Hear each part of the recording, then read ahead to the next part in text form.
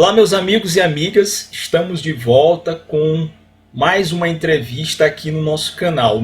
Eu me chamo Rogério Rocha, vocês já devem conhecer, e estamos aqui no canal Roger Filósofo, que, como a maioria já sabe, tem como mote três temas principais: direito, filosofia e literatura. Mais recentemente também entrou essa terceira temática, e a gente tem, sempre que possível, dado espaço para falar sobre coisas da literatura e convidar pessoas para refletir um pouco com a gente, trocar ideias, bater papo e dar seguimento a esse projeto. Projeto ao qual peço apoio de vocês. Quem não for inscrito, por favor, inscreva-se aí no canal. Ajude a gente a continuar com esse projeto, que eu acho que ele tem uma validade aí, tem uma função social também. E às vezes as pessoas talvez não percebam, mas é importante porque lida com a educação, lida com formação, lida com ideias, né? Então você que gosta de direito, tem os vídeos de direito. Quem gosta de filosofia, procure aí, tem. E quem gosta de uma boa literatura, de discussão sobre o tema e de ouvir o que as pessoas que escrevem têm a dizer sobre isso, podem procurar pelos cards daqui do canal. Bem, e hoje a gente está aqui com outro daqueles convidados que você tem que parar, tirar um tempo do seu dia e ir assistindo aí, principalmente você que gosta de escrever poesia, que gosta de ler, que gosta de cultura, e a gente traz aqui também para esse bate-papo. Eu estou falando aqui com Bioc Mesito. Bioc Mesito é o codinome de Fábio Brito, né? Que está aqui, você vai já poder ouvir aí bem. Ele é poeta, nascido na cidade de São Luís do Maranhão, possui vários prêmios em concursos de poesia, em âmbito local, regional e nacional. É autor dos livros de poesia A Inconstante Órbita dos Extremos, que saiu pela editora Cone Sul de São Paulo no ano de 2001. Escreveu também A Anticópia dos Placebos Existenciais, pela Ed Funk, do ano de 2008. É autor de A Desordem das Coisas Naturais, que já saiu pela Penalux de São Paulo em 2018. E, bem recentemente, lançou A Odisseia do Nada Registrado, que é seu mais recente livro, também pela Penalux no ano de 2020. Além disso, a gente vai conversar aqui com ele sobre mais outras questões do passado, do presente e do futuro. Bioc, muito bem-vindo, prazer tê-lo aqui com a gente. Eu que agradeço, Rogério, pelo seu convite, né? A gente conhece já o teu canal e eu me sinto grato por ter a tua amizade, apesar de recente, mas a amizade ela não conta com o tempo, mas sim com a consideração que a gente tem um pelo outro. E de maneira nenhuma eu iria recusar que um canal tão importante que divulga, né, essas ciências que são muito importantes para o homem, para a humanidade, que é o direito, a filosofia e a arte. No caso aqui é a literatura, a poesia. Então eu me sinto muito grato em estar contigo aqui. A alegria é nossa também. Então vamos lá, começando aqui essa nossa conversa, temos muita coisa interessante para tratar. Vou falar um pouco de futuro, depois a gente vai retomar a questão histórica e seguir mais ou menos aí uma linha temporal. Mas já que a gente falou, eu falei agora há pouco das suas obras, é verdade que você tem planejado ou planeja o relançamento do teu primeiro livro, que é A Inconstante Órbita dos Extremos. Você tem esse plano de relançar seu primeiro livro? Até porque, por exemplo, eu não li, né? Tem muita gente que não leu, algumas pessoas já tiveram a oportunidade. E eu queria que você falasse disso, se é verdade, e falasse também nessa mesma sequência sobre o teu futuro livro, né? O quinto livro, que eu sei que já está bem encaminhado e que deve chegar aí pelo próximo ano. Fala um pouquinho para a gente sobre esses planos. Eu já fiz a divulgação porque eu tenho um amigo que é comum a ti, que é o Antônio Ailton, poeta que você conhece, né, já entrevistou, inclusive, ele tem toda uma significância, uma amizade comigo, é um caminhante, né, comigo há quase 30 anos, vem corroborando muito com o meu trabalho. E eu acho que eu com o dele também, apesar de termos formas diferentes, né, de escrever, mas que dialogam, né? Dialogam, né? São muito dialógicos. Então, ele me disse, não, Biox, tu sempre está um passo à frente na questão dos teus títulos. Então, Rogério, eu sempre, quando vou lançar um livro, eu já divulguei o título dele. Sim. Antes. Não do primeiro, mas desde o segundo, eu já tinha esse costume, né? Esse costume. Então, quando eu lancei a Inconstante, que eu vou já falar Inconstante Órbita dos Extremos... Sim, nós vamos falar de cada um deles. Eu não sabia o título do segundo, né? Eu sabia, no caso. E aí, quando eu escrevi, acabei o segundo livro, a Inconstante Órbita dos Extremos, que eu também vou falar um pouco, eu já dei, no final do livro, ou melhor, tem jornais, em feira de livro, eu falei, meu próximo livro se chamará Desordem das Coisas Naturais. Só que eu não imaginava que ia ter um hiato imenso. Sim. Porque meu primeiro livro eu lanço em 2001, a Inconstante Órbita dos Extremos. Aí, 7 anos depois, eu lanço a Anticópia dos Placebos Existenciais. E o terceiro, que eu pensava que era muito próximo, eu vou lançar 10 anos depois, em 2018. Então, basicamente, é um retorno do Bioc, né? E na Desordem das Coisas Naturais. E agora, em 2020, eu lancei, né? Em março dessa eu lancei Pode Ser Nada Registrado. Então, eu sempre tento. E eu já anunciei o título do meu quinto livro, o livro dos 50 anos, que se chamará Uma Estranha Maneira de Se Comparar Amanhãs. Então, eu sempre dou esses flashes, né? Sim. Do livro que eu estou fazendo, porque eu não escondo o título do livro. Sim. Os amigos, vocês são mais próximos a mim, sabem já de antemão, quando eu vou lançar um livro, já sabe, inclusive, o título, né? Porque a gente conhece aí como é que é esse meio. Acho que você deve conhecer, eu conheço também. Muitos autores e autoras que têm assim, uma certa, eu não diria, não sei, não gostam de falar o nome do próximo livro, só quando vai sair. Aí é que eles vão lá, o nome do livro. Eu sempre antes, tenho isso. Né? Inclusive, 2 próximos livros, eu sou muito gnóstico, né? Eu sou muito... eu acredito em Deus, né? Apesar de não ter uma religiosidade cotidiana, mas eu sou muito grato a ele, eu tento ele como um ser, né, que me habita e me protege, enfim.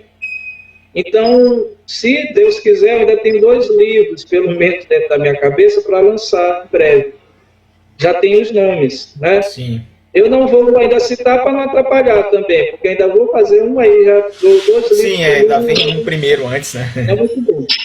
Mas falando do que tu me perguntaste, sobre a questão do relançamento da Inconstante Órbita dos Extremos, é um livro muito simbólico, muito importante para o meu métier, né, literário, porque tem muita gente que leu esse livro. Quando eu digo muita gente, assim, uma grande parte dos amigos que eu fui acumulando na literatura, alguns não me conheciam, conheciam só pela obra, né, inclusive o José Berton Neto, né, que para mim foi uma surpresa, porque eu já gostava muito da poesia dele, e gosto, né? Sim. Mas ele é um prosador, né? Ele é um excelente ficcionista, enfim. Com certeza.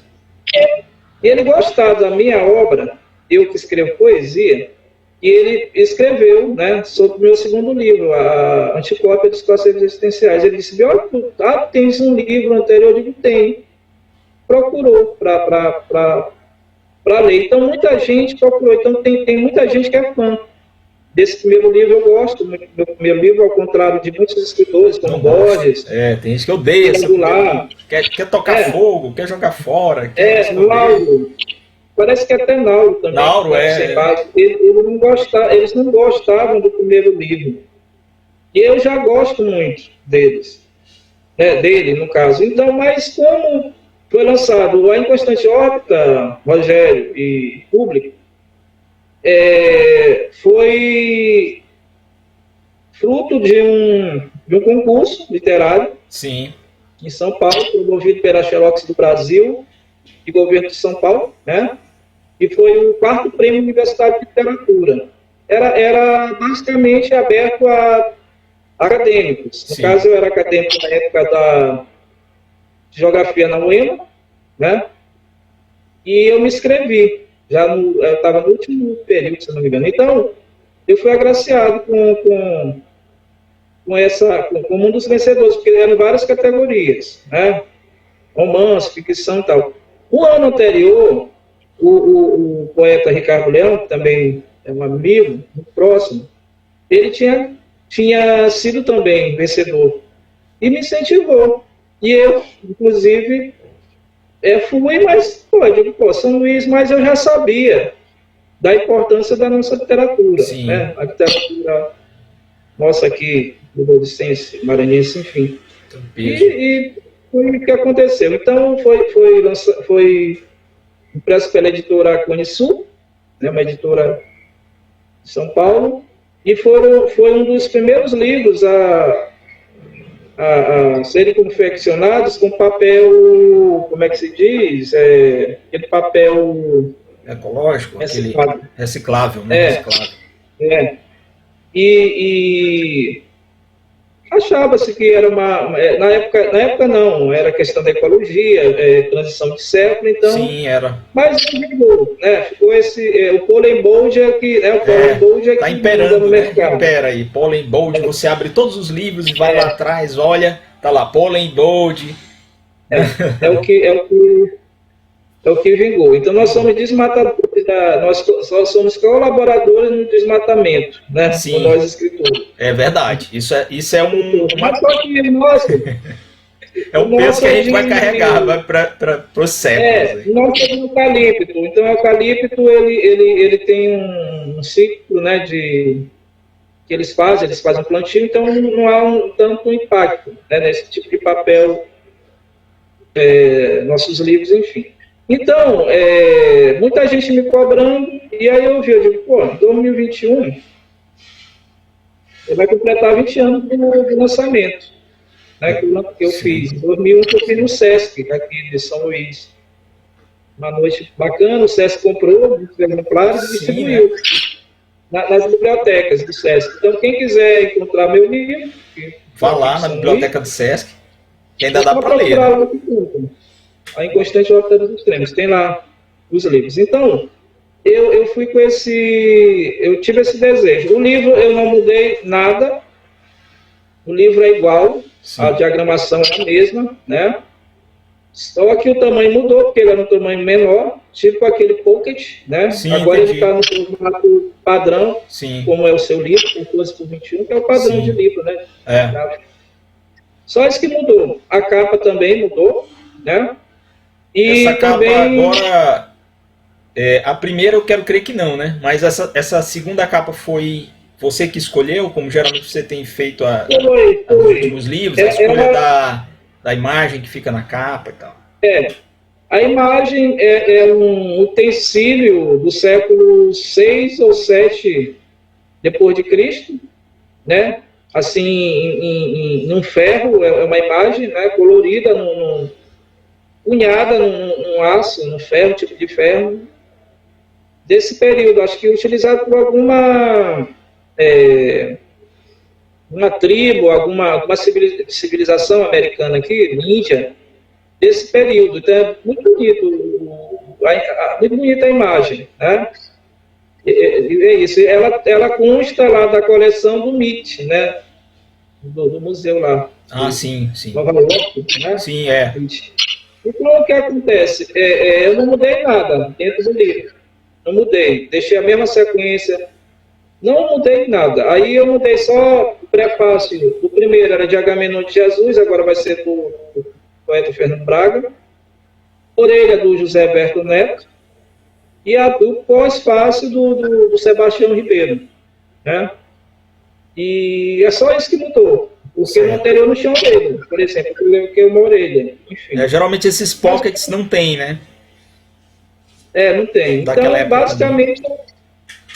basicamente isso. Mas não só pelo relançamento que eu estou fazendo, mas é tipo uma forma de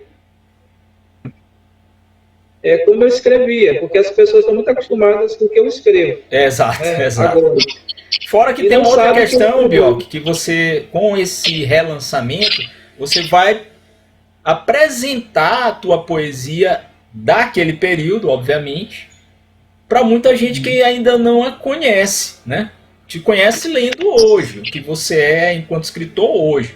Mas é muito importante a gente ver a trajetória, né? Da escritura, né? De quem cria qualquer coisa na literatura, seja o que for, no romance, na prosa, né? Na ficção, na poesia. E eu acho que você fazendo isso, você possibilita também essa redescoberta da tua obra, né? Por quem vai ler esse livro pela primeira vez ou por quem vai comprá-lo, né? Para guardar, para ter consigo, para ler de novo, né? Para reler uma obra que é obra de fundação, né? Que é quando a gente começa. Então, a importância desse relançamento, que é alusivo justamente a 20 anos do lançamento, 2001, é que as pessoas, né, o público que gosta de literatura, de poesia, possa ter contato com este livro que é esgotado, não tem mais no mercado. Eu, inclusive, tenho só um exemplar, né? Eu só tenho esse exemplar aqui. Sim. E saber como eu escrevia, como eu escrevo. Então, eu mandei para meu editor, né, da Penalux, o Tônio França e o Wilson Gomes. Mas o Tônio é que toma mais contato com a poesia. Então, o Tônio, ele lê os livros, claro, né, que ele é editor, e ele, a minha surpresa, ele disse: Bioc, tu, em pouco tempo, tu consegues fazer 2 livros, um melhor que o outro, enfim, me bajulando, né, de certa forma. Eu disse para ele: doido, não é livro novo, maluco. Esse livro, porque eu já tinha falado para ele, né, mas só que quando eu mandei, eu não falei que era meu primeiro livro. E ele disse: esse é meu primeiro livro. Ele disse: peraí, tu escreve dessa forma há 20 anos, ele disse: aí tem 30 anos. Já era assim, né? Então, não que eu estou me repetindo, não estou, não, mas eu já tenho daí a tua área, né? As 3 áreas, na verdade, formação, direito e filosofia. E hoje fazes, né? Então, eu já vinha escrevendo dessa forma e tento manter uma qualidade. Esse primeiro livro, na verdade, era uma ideia que eu tinha. Quando eu acabei, eu sabia que ele tinha uma continuidade. E tinha uma continuidade. Então, é uma trilogia. A primeira parte da minha obra, que é Inconstante Órbita dos Extremos, Anticópia dos Placebos Existenciais e A Desordem das Coisas Naturais. Então, é a minha trilogia. São meus 3 livros, né, de origem. E aí, após, né, eu ter feito, eu fiz esse que eu lancei agora, da Odisseia, né, que é um pouco diferente dos demais. E esse próximo também é um pouco diferente, porque já é outra trajetória minha. Sim. Agora, sobre meus títulos, né, que algumas pessoas acham... Fala aqui pra gente, pros nossos seguidores, para as pessoas que vão assistir aqui, sobre esse processo de formação, de construção e de escolha dos títulos dos teus livros, que são daquela espécie de títulos intrigantes, né? Eles instigantes, melhor dizendo, e E tem uma lógica dentro desse processo, você é verdade? Tem uma forma determinada de escolher, não é por acaso, né? Não tem tem um cartesianismo aí na escolha desses títulos, verdade? Sim, sim. Esse cartesianismo, né? Porque assim, eu fiz um curso de artes, né, na UFMA, não terminei. Mas eu aprendi muito sobre o conceito do estético, né, Sim. da estética, né? Lá eu até tive eu melhor ia ter como professor, mas eu tive problemas com horário, e ele ia ser meu professor de estética, o César Borralho. Ele, ele ia ser meu professor, mas eu quero dizer o seguinte, eu aprendi muitos conceitos, enfim. E esse cartesianismo, essa questão de eu já falei para algumas pessoas, eu não sei se eu te falei, mas de antemão vou te falar agora. Alguns amigos, eu já professei algumas simbologias no meu livro. Né? Eu estudei, Rogério, ocultismo, misticismo, esoterismo.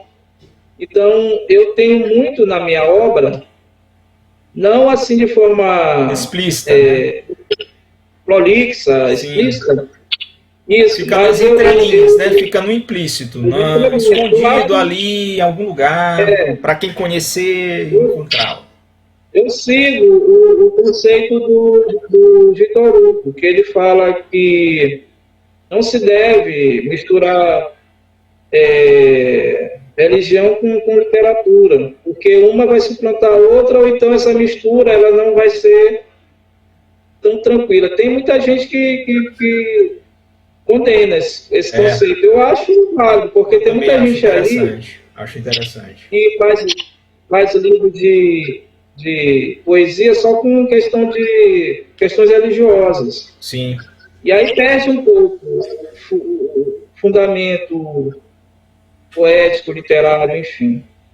Porque o conhecimento religioso é muito prazeroso, é muito bem feito, é muito bem escrito. Aí a Bíblia, o Alcorão, né? Os livros sagrados, eles têm uma poesia muito bonita, e aí se a pessoa... Você encontra isso, né, no Cântico dos Cânticos, por exemplo, quando você lê a Bíblia. O Cântico dos Cânticos é poesia pura, né? Por exemplo. Poesia pura, né? O Bhagavad, né? Vários. Exato. Então, o que acontece? A pessoa tem que saber fazer essa tirada, porque senão ela vai se perder. Então, meus títulos, eles têm isso um pouco. Então, desde o meu primeiro livro, A Inconstante até a Desordem, se você tiver essa curiosidade, ou vocês que estão me assistindo e tiverem acesso às minhas obras, vocês vão conferir. Todos os meus livros têm 54 poemas. Eu só faço livro com 54 poemas. É um número... Né, está aí o cartesianismo, está aí para a questão da cabala, da numerologia. Porque 54 é um número que dá 9. Então, 9, né, seria o número dentro do conhecimento, seria tipo, está relacionado às energias mais poderosas que o homem tem, que são as energias sexuais. Isso. Não é que isso esteja voltado ao sexo. Não é isso, é as energias sexuais, ou seja, nós somos vivos e somos viventes de um ato sexual, de uma energia poderosíssima. Então é mais ou menos isso, mas aí uma energia que cria, né? É uma energia criacionista, criadora. Como a poesia que cria a poesia, né? O ato de criar é uma poesia. Exatamente. Né? Então, meus livros têm um pouco dessa energia criadora. Então, é uma simbologia que eu uso, é um cartesianismo, é uma cabala, enfim. Então, tem isso. E eu também, com o tempo, eu fui fazendo uma junção com o que eu escrevo, tipo assim, títulos pretéritos. Por exemplo, A Inconstante Órbita dos Extremos é um título do meu primeiro livro. Mas nesse meu quinto livro, que é Uma Estranha Maneira de Se Comparar Amanhãs, ele é um poema. Ele vem como poema. Sim. Ele está como poema. E a Desordem das Coisas Naturais, o A Desordem das Coisas Naturais é um título também, mas ele é um poema também, e do primeiro livro. E esse último que eu lancei, Odisseia do Nada Registrado, ele é um poema do Anticópia dos Placebos Existenciais. Inclusive, esse poema ele é vencedor dos prêmios que eu tenho muito orgulho de ter sido vencedor, que foi o último que teve, um dos últimos, se eu não me engano, não foi o último, um dos últimos, que é o Prêmio Universitário, o Prêmio Universitário não, Prêmio de Poesia Falada da UF. Era um prêmio importantíssimo, serve de circuito. Muita gente boa ganhou, né, no festival, e eu era um dos. Então, hoje eu me sinto, assim, colocando a questão de prêmio, porque eu acho que premiação é uma coisa íntima, a gente também não deve ficar afoito. Sim, sim. Mas eu ganhei os dois prêmios mais importantes de São Luís aqui, né, que é o prêmio da FUN, o prêmio Souza Andres, o Anticópia dos Placebos Existenciais, que eu tive na banca, é um poeta que eu estimo muito, né?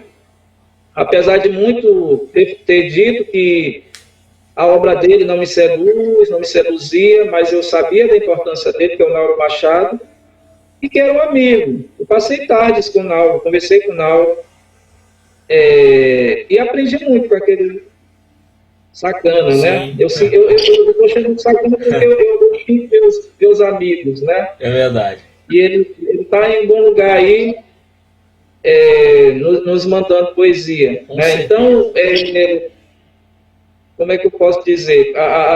Esse processo desses dois concursos me deram. E eu tenho um poema nesse livro, que recentemente eu até vi Carvalho Júnior, né, que é um poeta também divulgador muito do nosso trabalho, do meu, do seu, você sabe. Verdade. Ele colocou um dos versos que Nauro comenta quando jurado, porque me deu o prêmio, que é Deus, só Deus é mais humano que Nauro, né? Então ele gostou muito. Uma vez ele me perguntou, eu disse, não, é assim, é que a poesia, o ato de escrever, ele é um processo assim infinito. E só Deus, né, que é o Criador, enfim, ele tem isso antes do processo de escrever, porque ele criou tudo. É mais ou menos a minha lógica. Mas ele gostava muito. Então, eu tenho nos meus títulos isso. Por exemplo, Uma Estranha Maneira de Se Comparar Amanhã, que é o meu quinto livro, ele é um poema da Desordem das Coisas Naturais. Então eu faço esse link, essa interligação de título, o que é o título, que é o poema ver o título do livro, Sim. Enfim, eu faço interligações. De forma pensada, consciente, né? Planejada, articulada. Né? Agora não vê, só para tirar aqui uma polêmica, uma falta de entendimento. Não pense que quando eu falo dessa questão cartesiana, que a sua poesia seja cartesiana, né? O teu processo de fazer não é nada cartesiano, muito embora, né? Alguém possa pensar. Eu concordo com, não sei quem fala, Borges, alguma coisa fala que, acho que é o Borges, que a poesia, a literatura, ela é inspiradora, ela vem de inspiração, mas ela tem que ficar em silêncio, para ela se transformar numa obra, né? Isso. Porque às vezes a gente é muito afoito, a gente que escreve, e achar que aquilo ali está bom. Ou então, no egoísmo, mas eu entendo, até o Mário de Andrade fala que o poeta que mostra é egoísta e o que não mostra é mais egoísta ainda, né? Tem uns poetas que guardam dentro da gaveta. Eu não, eu nunca te mostrei poemas, eu tenho um poema dedicado a ti no meu quinto livro. Sim, eu tenho guardado. Então, eu não tenho isso, eu tenho essa questão de mostrar aos meus pares, aos meus amigos, a minha produção futura, né? Eu não tenho esse problema, eu não tenho esse pudor, esse medo. Porque eu acho não, tenho certeza que vocês são construidores dos mundos de vocês, e vocês são arquitetos da poesia de vocês, vocês não vão precisar da minha. São os demiurgos, né? Somos demiurgos. Exato, somos criadores, exatamente. Somos demiurgos. Bioc, a gente já está falando aqui da sua obra, né? Então, nós já tocamos nela, você já apresentou alguns desses aspectos, falou da primeira, das outras que seguiram e das que virão. Mas, olhando hoje, essa trajetória de escritor, com essas 4 obras já lançadas e com a futura, enfim, mas falando das 4, como é que você percebe essas obras hoje? Dentro dessa arquitetura aí, desses 3 livros primeiros, que estavam, como você bem falou, vinculados a um projeto de trilogia, e o último, o mais recente, né, lançado em 2020. Como é que agora você percebe, né, você enquanto o criador daquilo ali, de lá para cá, em relação à evolução, em relação à tua forma de ver o mundo ali dentro, né, daquelas linhas, a própria concepção de cada um desses livros? Queria que tu tentasse sintetizar isso para a gente, numa visão assim, em retrospectiva, né? Como é que você vê essas 4 obras agora? Certo. Rogério, o homem, ele tem, no seu processo de maturação, ele vai mudando a sua formação, o seu pensamento, apesar de existir um status quo, né, estabelecido. Isso. Mas ele se enquadra ou não. E o poeta, no caso, tem gente, até amigos meus, que quando eu falo que eu tenho 2 personalidades, uma de educador, de professor, de estudante de geografia, de artes, enfim, e o outro de poeta, as pessoas às vezes riem, eu penso que eu estou fazendo média. Média, não. Dentro da minha concepção de criação, tem um poeta Bioc Mesico e tem um Fábio. Sim, perfeito. Né? E o Bioc é meu heterônimo, minha persona poética. Né? E o Fábio é o educador, é o pai de família, né? É o ser que paga as contas. E o Bioc, aí você vai dizer, mas Bioc, todos os poetas têm isso. Mas assim, eu estou dizendo que vocês usam às vezes o mesmo nome. Né? Isso. E também eu não tenho aquela história do Pessoa, porque Pessoa, ele criou vários tipos de personalidades, enfim, não. Um ser existente, né? Que ele é meio, como é que se diz, arbitrário, né? Por quê? Porque ele, quando está para escrever, ele é irresponsável às vezes irresponsável assim, não com a questão econômica, nada, irresponsável assim de eu não ligar para o tempo. Aí a minha esposa, Nara, às vezes diz, tá escrevendo, eu digo, me deixa aqui escrevendo, porque se eu perder esse momento, não vai ter outro, né? Então, eu soube, né, até mesmo pela Arlete, que é a esposa, né, a esposa viúva do Machado, a gente conversando, ela me contou, né? Ela disse, olha, Bel, quando o Nauro... Eu frequentei a casa deles, tá vivo e tal, mas ela nunca tinha me falado isso. E ela me disse, quando o Nauro estava no processo de criatividade, ele passava dias. Então, ele era ignorante. Ignorante na questão, não que ele batia nela nunca, né? Mas ele dizia assim, sai daqui, me deixa escrever. Ela disse que era um ser que estava ali. Ela dizia, ali não é meu marido, não, pessoa, ali é o poeta. Possuído pelo seu... Possuído pela... Aí ele escrevia demais, enfim. Então, eu talvez não seja tão denso quanto o Nauro. Eu sou uma pessoa extremamente calma, equilibrada, mas eu tenho isso. Eu digo, nada, se eu quiser comer um lanche, eu te pergunto. Né? Enfim. Então, o Bioc, nesse processo de escrever, ele acompanha, com certeza. Ele por exemplo, meu primeiro livro, ele tem muito a questão meu curso, né, que eu fiz, que é a geografia. Então, é daí, ó, é constante o ato dos extremos, né, questão do espaço, enfim. E também os referenciais. Até o segundo tem muito. Aí, com o tempo, a gente vai lendo, vai se aproximando, aí eu fui me aproximando de pessoas que conhecem muita literatura e foram me... Porque eu não sou da área de letras, enfim, né, de literatura, mas fui estando ao lado de monstros, né? Sim. Agamenon Jesus, Antônio Ailton, eles todos têm isso de formação, mas tinham um conhecimento. Eu também, mas não da literatura, que eles têm formação em letras. E aí eu fui conhecendo Sérgio Costa Fernandes, José Neres, José Berto Neto, José Chagas, Biratã, Biratã, exato, Teixeira, ele foi convidando o próprio Alberico Carneiro, né, que eu devo muito, eu trabalhei com ele no Guias Errantes, né, por um bom tempo, e eu estava falando com ele recentemente, eu fiz até um poema que também estará no meu próximo livro, para ele, e disse para ele, eu chamo ele de professor, né? Professor, eu tenho o maior carinho pelo senhor. Aonde eu vou, inclusive aqui, Sim. é uma demonstração. Ele vai olhar, o senhor está olhando agora isso.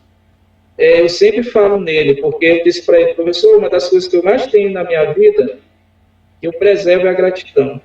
Então, as pessoas que me ajudam, as pessoas que me estimulam, como você, Rogério, eu levo isso para sempre. Entendeu? Eu tenho a maior gratidão das pessoas que me ouvem, que conversam, que me admiram, não pela essa questão ególatra de eu ser um poeta, um artista, não. Pela questão de ser. Se uma pessoa, Rogério, vir dizer assim, ó, eu gostei de um poema, no lançamento dos meus livros, eu convidei várias pessoas, não só literatos ou poetas, mas pessoas que fazem parte da minha vida. E um deles era o Aloysio Torres, um professor, e ele não foi lá no meu lançamento, estava com problema, alguma coisa assim, mas disse que iria comprar meu livro. Só que foi passando o tempo, teve pandemia e tal. Ele é morador do mesmo que eu moro num bloco, e moro 2 blocos após. Moro no bloco 6 e moro no bloco 8. E eu dei para ele recentemente um livro, né? E ele estava em voo, estava viajando, porque ele viaja muito para essa questão de ministrar cursos, palestras e aulas, é professor, né? Também. E o que acontece? Ele marcou um poema lá, meu. Ele gostou muito, ele expôs poema. Aí, pô, isso aí, Rogério, tu és escritor, tu sabe, isso é muito bacana. É a nossa paga, né? Porque é muito nisso, né? Pô, porque não é a paga, às vezes o pagamento do poeta, penso, acho que é nessa linha que tu está desenvolvendo teu raciocínio, não é porque compraram X reais, pagaram X reais pelo teu livro e compraram por aquele valor econômico que é o dinheiro. Não, é porque leram o teu poema, porque foram tocados por alguns deles, ou por um que seja, e aquilo reverberou de volta, né? Acho que isso é uma parte. Isso, isso aí é o melhor, porque tem muita gente ainda, e eu até compreendo, espero que essas pessoas fiquem ricas com literatura, né? Mas eu digo sempre, eu digo, olha, o poeta, principalmente o poeta, né? Que é o que hoje menos se lê poesia, enfim, menos que romance, enfim. Mas o que eu quero dizer é o seguinte, tem pessoas que ainda são muito sonhadoras, Peter Pan, né? Ou seja, acho que vão estourar com livro, vão vender, não é assim. Né? Nunca foi assim também. Nunca foi, não é de uma hora para outra, enfim. Então, aí já teve gente que me perguntou quantos livros eu vendo para os lançamentos. Eu digo, a cada livro que eu lanço, eu vou aumentando o meu público. Né? Eu comecei vendendo 40 no primeiro livro. Mais 20 que o Sesc comprou, 60. Né? E aí o segundo eu vendi no lançamento, acho que no segundo eu não tinha lançamento, mas consegui vender todos também. No terceiro, que foi a Desordem, eu consegui vender 55 livros. E agora eu vendi todos os livros, os 60 que eu recebi. Né? Enfim, então o que acontece? Eu vou até fazer um vídeo, porque esse ano eu vou trabalhar a desordem, e a desordem, etc., está registrando, e o inconstante. Esse ano, como ele vai sair agora em março, acho que até março, muito da editora, inconstante, eu vou fazer documentos de Caxias, Teresina, vai ser para consumir. E alguns eu vou tentar cavar. Então, essa maturação, essa maturidade, o processo de escrever, ela vai mudando. Do primeiro livro, e do segundo livro, eu era um tipo de professor. Né? Aí podia ser, não, mas que não é biógrafo. Sim. Mas só que o Fábio, nesse processo de agricultura e a anticópia, e agora esse dois estão sendo úteis, eu tive um problema sério de saúde. Quase morro. Né? Fiquei internado, fiquei com ela, assim, uma espécie de lobotômico, né? Não sabendo, cheio de drogas, né? Drogas médicas, para eu sobreviver. Para tomar filho de combustível, né? E depois eu fui saber que foi um genético, que é um genético na minha família. Mas o que eu quero dizer é o seguinte, nesse processo, o Fábio mudou. Pior que não, mudou eu mesmo. Mas o Fábio mudou, ele faz o estilo de vida, de viver, e acabou também dando lugar, porque ele pegou da minha persona, da minha questão social. Então, respondendo a ti, muda, o poeta muda. O poeta, eu que amadureceu muito. Esses 20, 30 anos que ele se apresenta no livro. Mas o mais importante disso tudo é que, como eu te falei, existe um link entre todos os problemas que eles se interligam. O fato de que por isso nos títulos, por isso da questão da tipologia dos 54 poemas, enfim. Só que também esses 54, por exemplo, eu penso em fazer uma tipologia dos meus poemas. Aí eu vou fazer 108 poemas. Eu junto o círculo do colar de Buda, porque o que eu faço é o mínimo colar de Buda, que são 54, que é energia, energias sexuais. E eu vou fazer um colar de Buda completo. 108 poemas. Vai ser um produto que em breve eu penso fazer o melhor que a outra. Ok, muito bom. E aí você falou desse momento da tua vida, né, que tem a ver com a transformação do Fábio, né?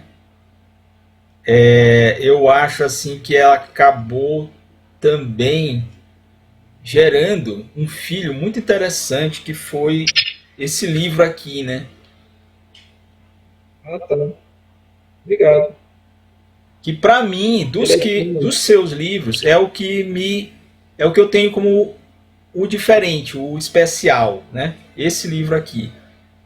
Gosto muito desse, do novo, né? Que são os dois que eu tenho aqui, inclusive. Não li o primeiro, e o segundo eu tenho muitos versos que eu já li espaços, mas não li a obra toda. Mas dos que eu li do início ao fim, esse livro aqui, A Desordem das Coisas Naturais, sim, esse é o segundo. Esse livro aqui, ele me lembra um pouco, guardadas as proporções, o que aconteceu com o disco, um disco, né? Não um livro, de uma pessoa que foi o Cazuza, né? Que quando teve um momento dificílimo de sua vida, ele produziu um Burguesia, né? Que é um disco que ele fez no fio da navalha, né? Assim, tecnicamente tá mal gravado, mal mixado, a voz dele tá baixíssima, era um fio de voz. Tiveram que ampliar, equacionar para poder ir para uma mesa de som e tal, mas a poesia, a existência que está ali dentro pulsando, dizendo assim, a vida, né? Eu quero a vida e tal, para um cara que estava morrendo, que era o caso dele lá, ele gerou uma pérola, né? para mim, na minha concepção. E esse livro aqui, quer dizer, você passou por um momento que era complicado em relação à tua saúde, né? E conseguiu produzir um livro que tem muito disso, que eu citei nesse disco, do caso, né? Você encontra ali esse pulsar da vida em cada um dos poemas, independentemente do que eles falem, né? Que eles não são só autorreferenciais. Eles não falam só de você vivendo no quarto, vivendo aquele, né? Aquele momento ali de crucial, uma encruzilhada e tal. Mas é você vendo a vida, né? Vendo o mundo a partir de uma outra ótica gerada por esse momento aí da tua vida. Então eu acho muito, muito interessante o efeito dessa obra aqui dentro da tua escrita, dentro dessa sequência. Queria só abrir esse parênteses para falar, porque eu acho muito, muito interessante, né? E agora a gente vai para uma outra questão que eu queria colocar, como é que é a experiência de escrever para ti? Escrever é um vício, escrever é uma necessidade, ou escrever é uma pulsão de vida, pulsão de morte? O que é escrever para ti? Eu escrevo, eu sigo aquele preceito do Walt Whitman, que ele diz que escreve porque existe a humanidade, né? Então eu escrevo porque existem as pessoas, né? A minha poesia, já falando de filosofia ou pseudo-filosofia, porque eu não tenho formação em filosofia, escrever, né, esse processo do escrever, ele está condicionado à existência. Então, eu sou existencialista por natureza. Minha filosofia é existencial. Né? Então, aquele existencialismo que se fala até que é a pior parte do existencialismo, eu não acho, que é da corrente do Kierkegaard, né? Sim, não. Eu acho que é o mais poético até, né? Eu penso que ele é mais poético. Ele é mais poético do que o existencialismo sartreano, por exemplo. Né? Também eu gosto do Sartre, ele tem umas sacadas, mas inclusive o Sartre discute muito sobre a não validade da poesia, por exemplo, né? Sim. O Kierkegaard não. Kierkegaard, ele discorre sobre a natureza, a condição do homem, né? E sem julgar. Ele certa vez, o pai dele, o pastor Severo, né, da igreja lá deles, acho que é anglicana, enfim, desculpa a expressão, aqui, acho que é o canal de adultos, ele comeu uma empregada, mas quem comeu uma empregada ele virou. E aí, uma pessoa que é extremamente sem noção da vida e divulgativa, ia dizer, traz um filho da puta, traz um vagabundo. E o Kierkegaard disse, não, achou que o pai dele estava fazendo uma coisa errada, né? Disse, isso é um homem. Porque procede o quê? O sexo dos povos. Ele teve a necessidade, a paixão pelo aquele momento. Ele já filosofava, ele não tinha 5 anos, 20, 30 anos, ele tinha 15 anos. Aí ele observa aqueles estádios, né? 3 estádios da natureza do mundo, energético, ético, tudo coisa maravilhosa, mas é entendimento. Então, eu tenho muito isso, entendimento da minha vida. Porque se tu não passa por esses 3 estádios, e não sabe resolver em tua existência, tu vai te transformar no pecador do religioso. Se for só pela questão do estético, tu vai ser uma pessoa, como é que se diz, consumidor, consumista, você olha a beleza nas coisas, na arte, né? Se tu olha também só para o lado ético, tu vai ser uma pessoa reclamadora das coisas, porque tu vai entender que o ruim é. Ele foi perfeito. O cristão dessa tríade que explicar o mundo. Né? Então, a minha poesia, meus livros, eles têm muito dessa condição humana, Não é a importância do meu livro. Entendeu? A unidade é o mais importante. Então, poesia, lá de escrever, é uma necessidade. Eu escrevo porque eu existo, porque a natureza existe. Eu estou das coisas naturais, eu estou falando que existe uma ordem natural das coisas, que é daí que vem o título, mas que o homem, ele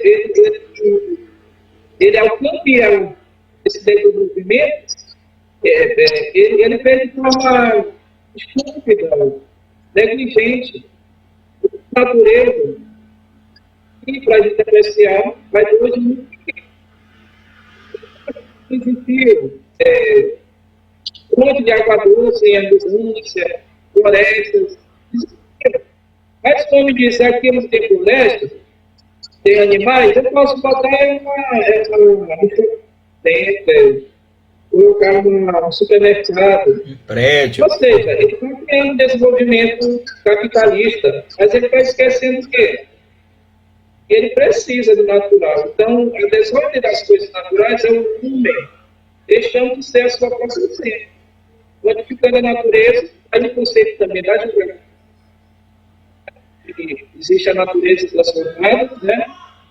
A natureza transformada de forma equivocada demais. Que é a destruição, o impacto ambiental, socioambiental que existe.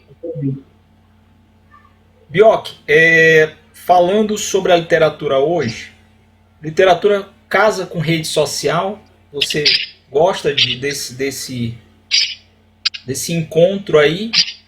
Qual é o melhor lugar para essa literatura de hoje? É nos dois lugares? São nas redes? É nas redes? É no livro? Em vários formatos? Ou você tem uma preferência por um ou por outro? Eu vou te dar dois conceitos. Um conceito didático da minha área, né, de educação. Quando a gente estuda aquelas partes de didática, né, psicologia da educação, a gente estuda uma série de teóricos. Conhecimentos, tanto os conhecimentos teóricos, né? Das correntes, né, isso, pedagógicos, da educação, e também até essa questão de como a gente utiliza essas ferramentas. Então, na educação hoje, o professor que olha a educação só como um quadro, como um livro, ele está muito equivocado, porque não é mais só isso. E nunca também foi só isso. Né? Sim, sim. Mas hoje, como existe uma ferramenta importantíssima, que é essa que a gente está utilizando aqui, que ela é mais fácil. Eu, quando comecei, Rogério, tu também é um pouco mais novo que eu, nós íamos para a biblioteca. Eu dizia, mãe, só biblioteca. Eu vou ali. Né? Aí, pô, não tinha internet para colocar assim. Eu quero saber sobre um poeta chinês. Determinismo geográfico. Sim. Na minha área, determinismo geográfico. Sim. Né? Eu já tinha conceito, mas eu queria saber quem falava, o Rudolf, Ratzer, né? Sim. Os teóricos que combatem a questão da supremacia, enfim, né? De uma raça, ela se perpetua dentro de um espaço X porque ela tem uma raça inferior, aquelas questões que a gente sabe que isso dá um bom caldo para outro debate. Então, eu ia na biblioteca, seja da UEMA, da UFMA, enfim, passava horas ali. Hoje eu falo isso muito com os filhos, né? Os quantos filhos que eu tenho. Eu digo para eles o seguinte, no meu tempo, eu só para chegar na biblioteca, eu demorava uma hora. Aí eu tinha que esperar, às vezes, alguém, sair de uma ilhazinha para eu pegar um livro e às vezes o livro estava emprestado. Já tem isso. Hoje um aluno, uma pessoa chega, clica, quer saber sobre Rogério Rocha. Parece na mesma hora, tudo. Então, na literatura, na poesia, enfim... A poesia é uma porta muito grande, né? Um portal. Né? É muito. Então, eu conversando certa vez com o Nauro, aí Nauro, ele datilografava os poemas, né? Também, o Viratã também datilografava, enfim. E eu já usava computador, mas eu disse para eles que eu fazia meus livros, ó. Eu tenho umas encadernações de livros, ó, Rogério. Sim, sim, que você Eu guarda, falei, né? Você guarda até hoje. é, Seus e tem poemas muitas daquela coisas, época, né? tem Escritos muita no coisa no caderno, livro. com a caneta, como a gente Aí fazia, eu né? pegava, tinha um senhor de uma gráfica que encadernava, ele fazia a datilografia deles e ele encadernava em capa dura, são 4 que eu tenho. E eu fiz vários, e daqui também tem muita coisa que eu utilizei nos meus livros. Sim, Então, essa questão da rede social, Facebook, ela colabora. Agora, o escritor tem que ter uma noção e nem tudo que ele escreve, ele deve passar. é verdade. Porque hoje tem gente que escreve poesia Toda hora e toda hora. todos os dias, né? É cada. Tem gente que escreve 4, 5 poemas no mesmo dia e coloca lá. Sim, sim. É assim, né? Não é assim. Não estou dizendo que eu devo acolher essas pessoas. Eu não sou esse tipo de gente. Eu sou muito democrático, inclusive. Eu entendo o contraditório que as pessoas entendem. Mas, a meu ver, uma pessoa que quer ser um poeta, um literato, uma pessoa que tem qualidade nos seus textos, ele tem que seguir aquele exemplo, se eu não me engano, é do Manuel Bandeira, né? Do Manuel Bandeira? Ou Drummond, que fala que convive com Drummond os que deixava lá na gaveta uns 3 meses, lá depois ele vê exato. de novo como é que Então, tava. Drummond. é isso. O Borges, ele escrevia muito, né? Mas ele nem tudo publicou, nem tudo publicava. Ainda Porque bem, ele né? achava que... Né?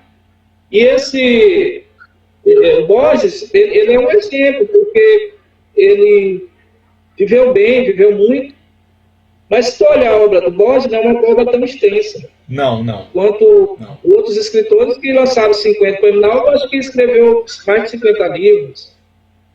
Enfim, mas eu não estou dizendo aqui que quem escreva muito também é ruim, não é isso. Mas eu acho que esse poema, essa obra de rede social que não tenha um crivo, que a pessoa não mostre, porque eu acho que um poeta, um artista, ele caminha sozinho. Porque se ele caminhar sozinho, ele está mais perto daquele... também isso não é uma coisa um fatalista, né? Que é uma certeza, mas ele está mais próximo de uma obra duvidosa do que uma obra, pelo menos, razoável para boa. Eu exponho alguns poemas meus, até inéditos, mas quando eu mando para alguém, eu olho, eu vejo alguém que diz, olha, tudo tá bom, enfim, para depois eu colocar. Agora tem gente que também usa a rede social para aparecer. Eu já percebi, né? Então, aí, por exemplo, tu nunca vais ver, Rogério, isso é uma coisa minha, eu colocar debaixo do meu nome e que eu sou, que eu ganhei não sei quantos mil prêmios, que a minha formação sou doutor, mestre, sim. Sabe o que eu coloco? Eu sou só poeta, entendeu? Porque, e olha lá, porque poeta não é uma coisa tão simples de se Inclusive, já que você tocou no assunto, eu vou ler. Você está falando do poeta, e eu concordo com isso que você diz aqui, ó. Nesse seu último livro, é logo no iniciozinho, já você falou, deu o start aqui. Eu vou ler aqui para vocês que estão conosco até agora. Muito obrigado. Estamos aqui num papo com o Bjork Mesito. E aí no poema chamado Mínimo Máquina, que está aqui no início do livro dele, do A Odisseia do Nada Registrado, procurem, né? Vocês podem procurar no site da Penalux. Já fica aqui a sugestão de leitura. Ele fala em Mínimo Máquina o seguinte: uma pessoa que escreve poesia não é nem um pouco diferente de uma costureira de franzidos, de um instalador de antenas. E aí eu vou pular mais lá para o fim, outras estrofes, algumas outras, ele vai falar: um sujeito como os outros, que desliza seus olhos pelas cidades de si mesmo. Uma pessoa que escreve poesia de maneira alguma é diferente, a não ser por levar humanidades dentro do seu hábito de caminhar. Então eu concordo com o poema que é feito para o Agamenon, né? Esse poema é em homenagem ao Agamenon, mas a ideia do que você está colocando aí na sua fala e que casa com o que você escreveu ali e que casa com o que eu penso também. Ou seja, nós não somos diferentes de ninguém, né? A gente só tem uma ocupação assim transitória ou passageira. Para alguns é uma coisa mais séria, para outros não é, né? E nesses momentos a gente se fecha lá nesse outro mundo para tentar criar alguma coisa diferente. Mas nós, em nós mesmos, por nós mesmos, nós não somos diferentes em nada. Nós não somos especiais por isto ou por aquilo, né? Pode ser até que a nossa poesia seja especial para alguém, mas nós mesmos, talvez, né, não somos diferentes desses outros, como você citou aí, né? Eu já dando spoiler? Uma parte, um spoiler, né, que eles chamam aí, você foi muito bem agora a me lembrar, esse spoiler, né, uma palavra inglês, de novo, né? Ou seja, eu tenho um poema nesse livro novo, mas tem a maneira de se comparar amanhãs, que é dedicado a Célis Costa Fernandes, a escritora. Grande escritora. E hoje eu tenho um grande prazer de conversar com ela, né, pessoalmente, pelo telefone, em algumas horas. Então, uma pessoa que eu admiro muito, muito sensata, muito me ensina. Não é à toa que ela foi professora. Sim, na UFMA, né, também. Muito tempo. Trabalhou. Ela muito detalhista, muito analítica. Então, o que acontece? Eu tenho um poema chamado Releituras. Eu acabei de dizer que eu gosto de falar, né, anteceder, escrever. Então, eu tenho um poema chamado Releituras, que eu passo para ela. Eu dedico às séries. Esse livro, inclusive, tem muito poema dedicado, entendeu? Esse Sim, meu novo livro. Então, eu falo disso, dessa questão, processo, dessa cria poética. O poeta, ele existe porque existe uma pessoa que não lê. E o poeta que só quer se ler, ou seja, só quer guardar, não quer mostrar, enfim, não tem sentido. Aí tu vai dizer, não, mas tem muito que foram descobertos. Mas hoje o mundo está mais ágil, mais rápido, enfim. Mais visível, né? Então, nessa questão, desse poema aí que falas do Mínimo Máquina, que eu fiz com meu irmão, meu amigo, né? Certa vez eu disse para ele, ele vai olhar isso aqui que eu estou falando, ele vai lembrar. Ele disse, Agamenon, o dia que tu morreres antes de mim, ele é mais velho um pouco que eu, esse dia para mim. E não sei se não para por um bom tempo. Porque daí o Mínimo Máquina que eu dedico a ele, pela importância que o Agamenon, eu te falei que sou muito, eu tenho uma gratidão muito pelos que me ajudaram, me abriram horizontes, olhos. Então, hoje, eu tenho um pouco do Borges dentro do meu olhar, até da minha obra, e até de citar o nome Borges, muitos meus livros, eu gosto, foi Agamenon, o Fazedor. Eu tinha 21 anos quando ele me deu, hoje eu tenho 48, fazendo 49 agora em fevereiro, né? Dia 3. E ele me mostrou, o Ailton, enfim, o Ricardo, o Gil, o Natan, esses 5, 6 pessoas, me desculpe se eu estou esquecendo alguém, mas da minha primeira turma, né, do Grupo Curário. Geração de 90, né? A geração que fez essa transição aí dos modernistas para uma contemporaneidade, né? Talvez. Em Jorgiane Braga, mas assim, os próximos, não que Gilberto, desculpe, Gilberto, você é muito próximo a mim, mas estou falando de poeta, né? Mais do teatro, enfim. Mas esses são meus fundadores de entendimento dentro da literatura. Esses são irmãos que eu caminho. Aí, com o tempo, eu conhecendo outros cursos, você, Sebastião, Roberto, Neres, eu conheço também há muito tempo, enfim. Eu fui conhecendo outras pessoas, mas a minha primeira formação, dos que a gente caminhou fazendo poesia, ainda muito próximo, conhecendo as famílias, né? Então, nesse processo de tempo, o poeta se simbolizar no mundo, ele não se diferencia de uma fazedora de franzino, a costureira, né? Ele é um poeta, cara. O nome poeta, que o nome também costura, né? Deixamos aqui esse machismo, né, exacerbado, histórico que nos carrega, né? E ali é uma poesia, uma costureira de franzino, um instalador de antenas, né? Instalador de antenas, eu observei porque eu trabalhei numa empresa chamada Telemac G8, fazendo propaganda. Tinha que explicar, porque ela... E eu viajava, eu vivia viajando. Maranhão, Piauí, Ceará, semana, e geralmente eu via os instaladores de antenas, porque antes de eu estava na internet em fóruns, em supermercados da cidade, tinha um instalador de antenas. Eu ficava vendo ele trepado e mexendo com aquele apontamento de cara.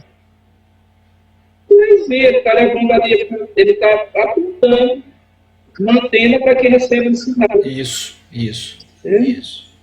Para transformar a vida de uma pessoa na internet, de um banco, de um fórum, né? Maranhão, pelo Piauí. Enfim, eu venho de uma formação técnica, eu sou eletrotécnico de ensino médio, né? Que é, no caso, o Cefred, o Cefred. Enfim, o que eu queria dizer é que o poeta não se diferencia. Quem pensa, quem vive com essa arrogância, está quebrando as pernas. O poeta ele só vai compreender quando ele tiver essa simplicidade, entendimento da vida, e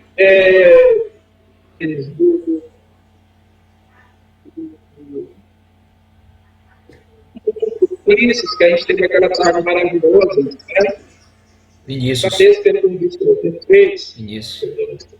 é um exemplo disso, né? Um cara que se misturou com todo mundo, né? Um poeta do povo, assim, popular mesmo. Porque, por exemplo, o Drummond, que é tido como um poeta popular, né? Um poeta daqueles que, né, grandes, ele era um cara muito reservado, né? Ele popular era a imagem dele e a poesia dele, digamos assim, dentro do que a gente pode chamar de popular na poesia, né? Que é um gênero que nem todo mundo lê. Mas Sabiá, Drummond. E o Vinícius não, ele era um poeta do povo mesmo, aquele cara que vai lá e tá fazendo música, tá no bar, tá bebendo, tá ficando bêbado, tá falando, tá cantando, tá contando história. Então é um homem do povo, né? O poeta que é ao mesmo tempo um cidadão ali, né? Um exemplo aqui é o Naldo. O Naldo era fácil de encontrar o Naldo ali pela Praia Grande. Eu bebi, na época que eu bebia, hoje eu não bebo mais. Quando eu bebi ali na Praia Grande com os poetas, e tinha um bar dos poetas, que não que era o nome o bar dos poetas, mas tinha essa simbologia, porque muitos poetas beberam ali, inclusive eu, né? Que era o bar do Adalberto. Eu até cito em famoso Adalberto. Os poemas do Adalberto, Deus o tem. Então nós ficávamos ali, bebendo, eu, Gil, Agamenon, Natan. Ali passava quem?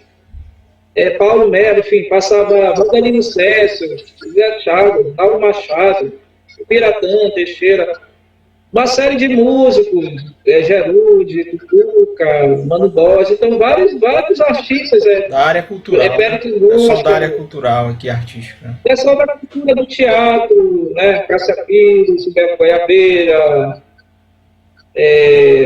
meu amigo Tourinho, que agora está se recuperando de um problema que ele teve, um AVC, e está recuperando, viu, meu filho? Você vai ficar bem, se Deus quiser. Enfim, nós bebíamos ali, dormíamos conversando sobre literatura, sobre cultura, entendeu? Então, e o Naldo estava ali. O Naldo poderia ser um arrogante, ele já era famoso, conhecido no mundo, no Brasil, mas estava ali bebendo uma cachaça de aroeira com Bioque Mesito, um garoto de 21 anos que estava começando a escrever. Então, isso é ser popular, isso é estar do lado do povo. Né? É verdade. Muita gente me conhece mais, Rogério, pelos livros e não como pessoa. Tem gente que pensa que eu sou um velhão, um cara de 60 e poucos anos. Só que hoje já estou me aproximando, mas eu estou te falando, quando eu tinha 30 e pouco, nego, já achava que era, né? O pessoal já achava que era. Quem é esse senhor aí? É porque eu estava nos poetas. Aí aqui acolá uma revista, um jornal, botava Eucmesito. Então as pessoas não sabem que era criminal, o Chagas, o Ferreira Goulart, né? Porque sempre quando eles estavam fazendo coisa, eles estavam lá e eles se davam no mundo. Mas, enfim, então, essa questão do ser popular, eu entendo, tem gente que é mais reservada. Eu gosto de estar em contato, Rogério, com quem está escrevendo recentemente. Daí, com nossa aproximação, sim, né? Sim. É do poeta do muito tempo, mas agora que tu lançaste o primeiro livro, então eu tive essa curiosidade para ver quem és tu, né? Como César Borralho. Né? Que César é meu contemporâneo, nós estudamos juntos. É um amigo que eu tenho, gosto muito dele, é um cara de muito conhecimento. Muito bom, por sinal. E uma muito boa poesia dele também. Muito boa mesmo. Então eu sempre estou entre quem é mais novo, até mesmo dando um apoio. Né? Não dizendo que eu seja melhor, mas dizendo assim, meu irmão, você está aqui, porque todo mundo pensa, Rogério, mesmo quem não é poeta, ou quem é poeta, que eu já tenho a fórmula, que você tem a fórmula do meu irmão, toda vez que eu coloco, seja um papel, uma tela de cristal líquido, de um computador, de um celular para escrever, eu parto do zero. Eu não tenho fórmula. Todo mundo parte do mesmo lugar, o zero. Então, o Manuel Bandeira, Naldo Machado, o Rogério, o Camilo, o Bioc, todos partem mesmo lugar. Do zero, mesmo. Então ninguém tem fórmula pronta não, porque senão não tinha motivo. Verdade. A gente estar escrevendo.